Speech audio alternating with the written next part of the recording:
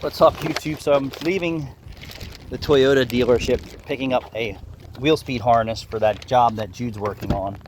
And I didn't know what the part cost, right? $86. $86 for this harness.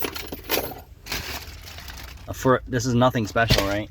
But anyway, we need it because we need it. So no different than my air conditioner's broke, and I called the guy to come out to look at it, and he said it's $150 just to look at it. And I'm like, hey, no problem. I understand that and respect it. He's in business. You know, and no different than when people come into my shop and say, hey, I need you to look at this. It's $90 to look at it. Or, oh, why do I gotta pay?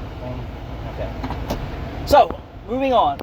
I'll let you guys know what the problem is. I know what the problem is. It's 25, 30-year-old air conditioning system that we've been maintaining every year. So I have a guy come out and check it and clean the condenser coils. And we replace the air filters on our own. So no big deal. Probably after washing the condenser coils out, or maybe the fan went. I didn't have time to look at it. I woke up this morning like, God damn, it's hot in here. So Toyota, you see how expensive that harness was. But interesting enough, since I'm buying more OEM parts for customers' cars, for many reasons, I was at Ford, and they have AutoZone online, and have a team of parts specialists handling parts. So I'm scratching my head. I'm like,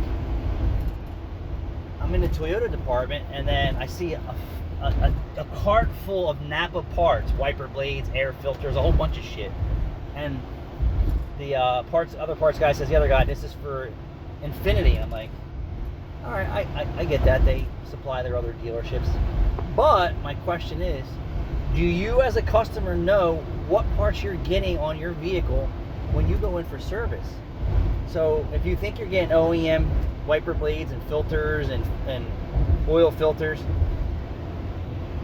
that's you know, a double-edged sword there, if you follow what I'm saying. Like, if I tell a customer I have to go to the dealer and get an OEM part, I'm putting an OEM part on my car.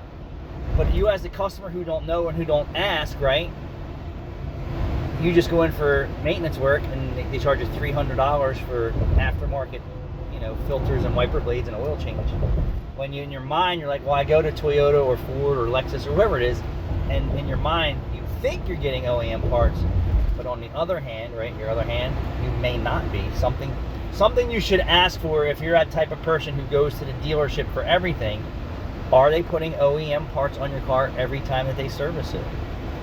Now, for certain warranty items and availability issues, you may not be able to, and that's something you'll have to understand.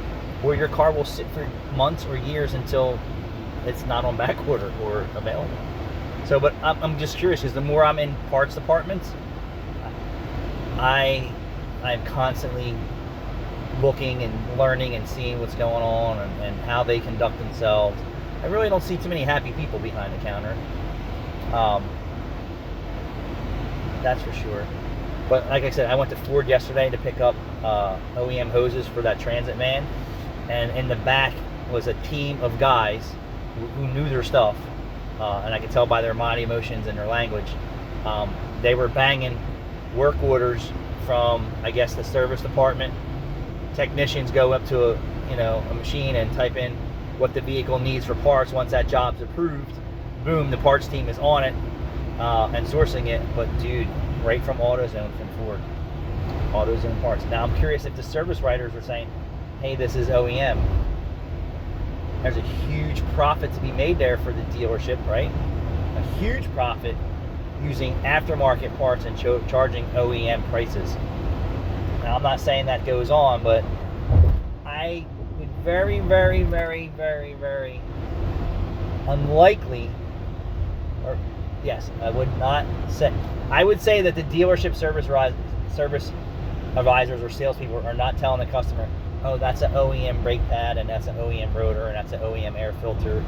If the job is 70% OEM and 30% aftermarket, they're not breaking that down to the customers. Not at all. I'm just saying, you may or may not be getting OEM parts when you go into the dealership for service, maintenance, and warranty repairs. Someone let me know what's up.